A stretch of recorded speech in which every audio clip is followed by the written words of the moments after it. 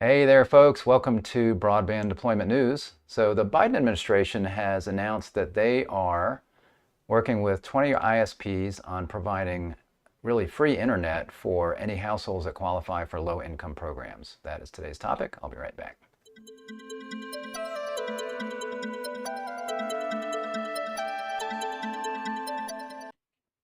Thanks for joining me. Rick Uzzi here from Quorum with Broadband Deployment News.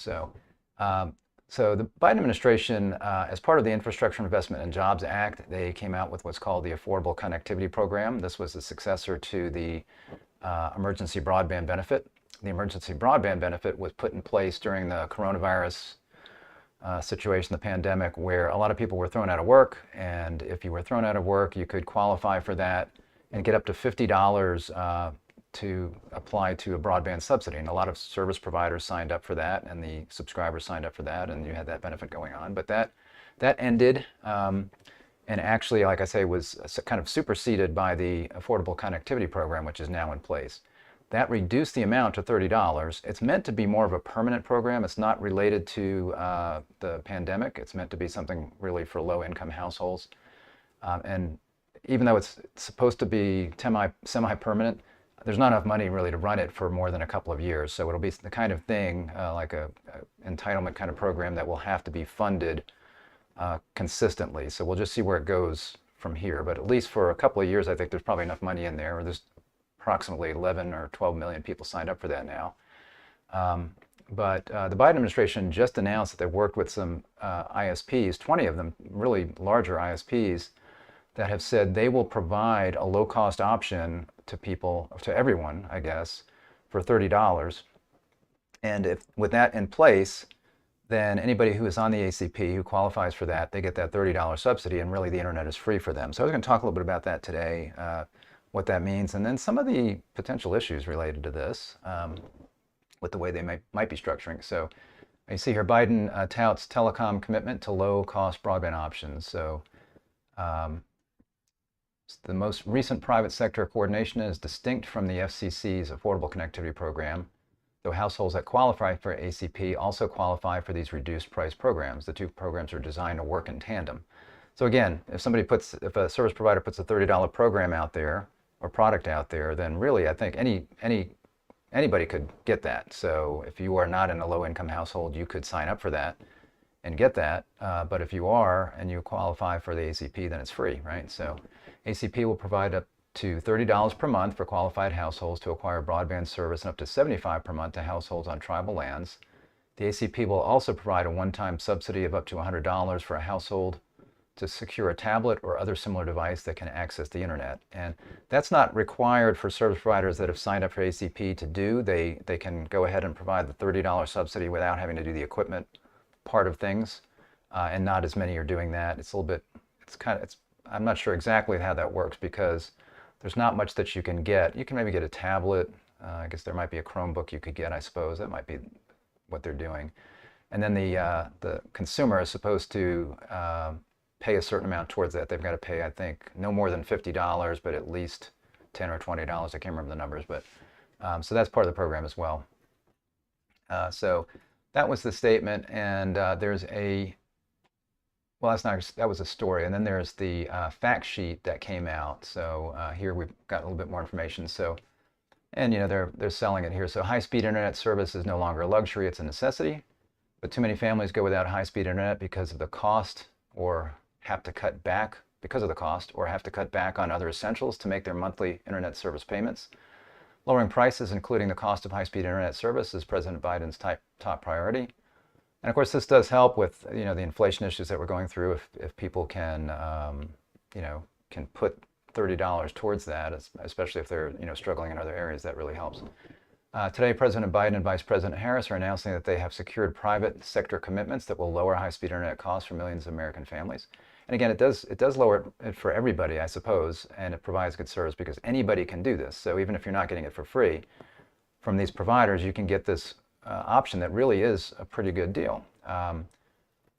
Skip down here. So talking about some other things that they're doing. I'll show this Get Internet site in a minute.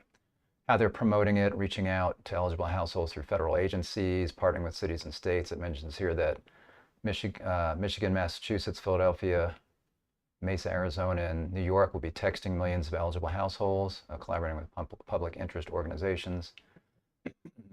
Here's more on the ACP.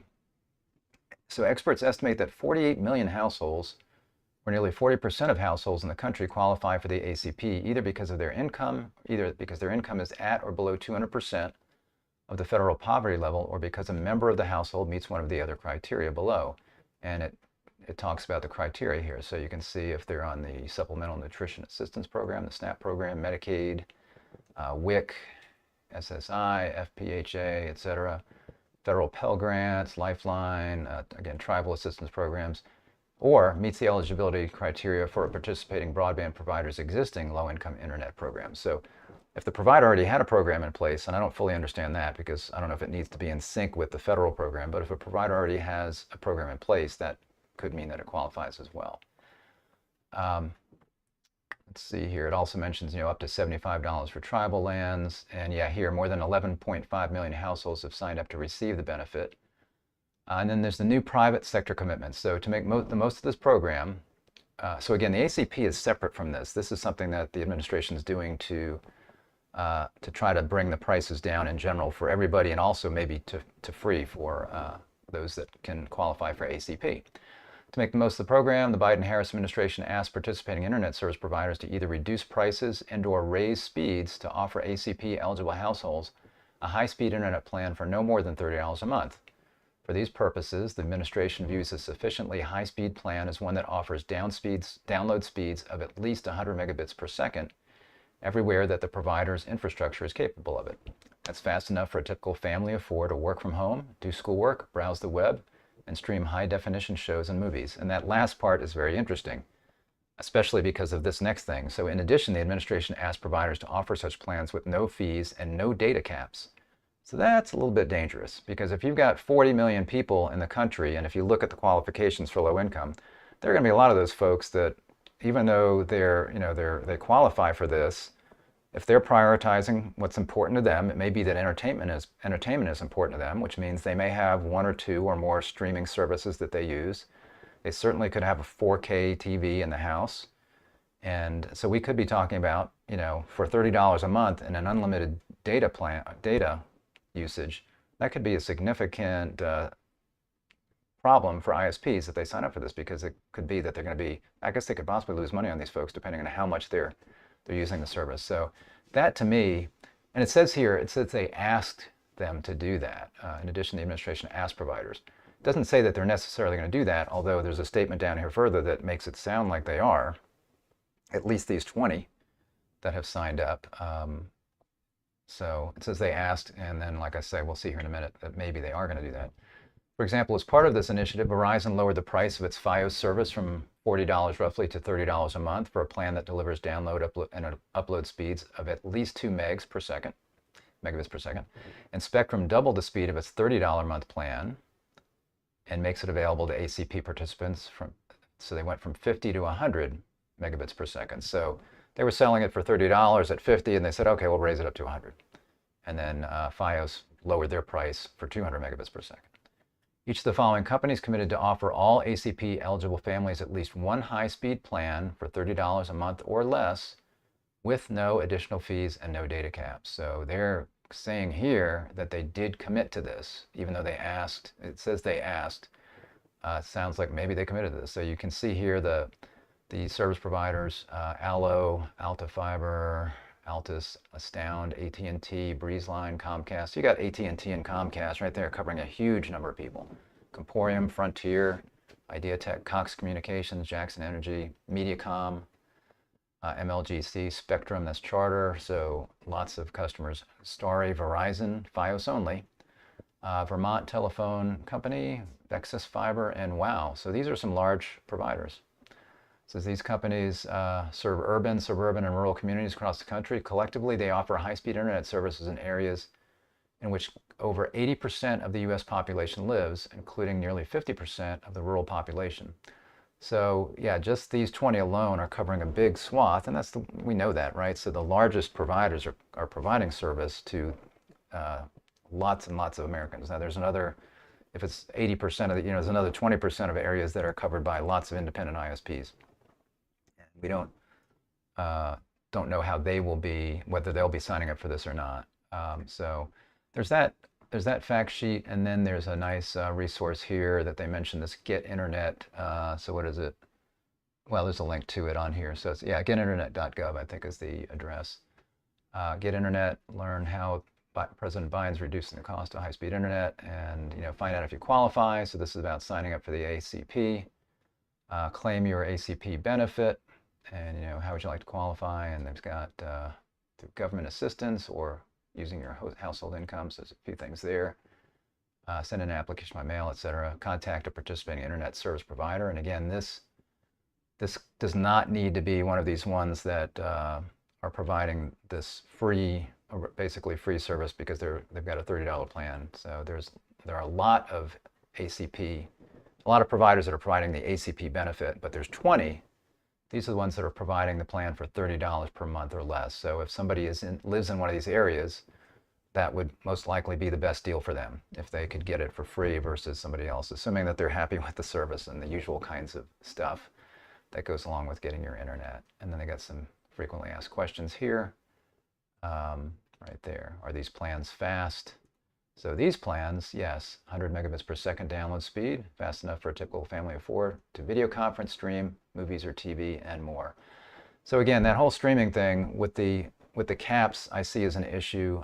Certainly, we want people to be able to watch movies, those kinds of things. But in my opinion, if that's going to be a priority for them, then maybe we need to make sure that they are not costing the ISP money. So I guess it's up to the ISP as to how they, whether that's the case, because, as far as making sure that everybody can participate in the online economy is important. And things like surfing the web, video conferencing for, school and work, those kinds of things, all important. The whole TV and movie thing is another level up.